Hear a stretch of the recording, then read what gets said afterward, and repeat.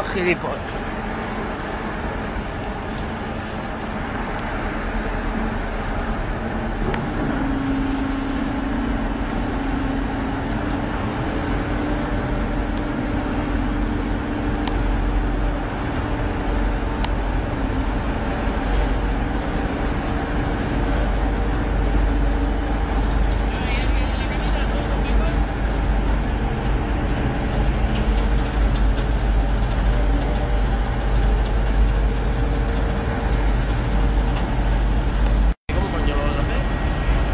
Me imagino que con una grúa grande o algo, ¿sabes?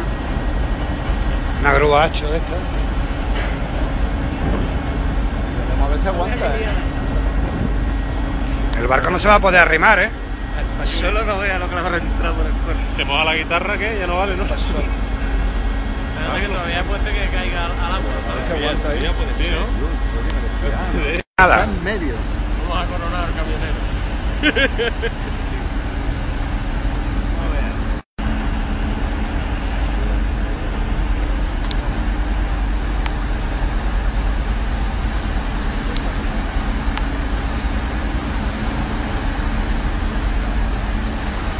Tened cuidado con los cabos, ¿eh?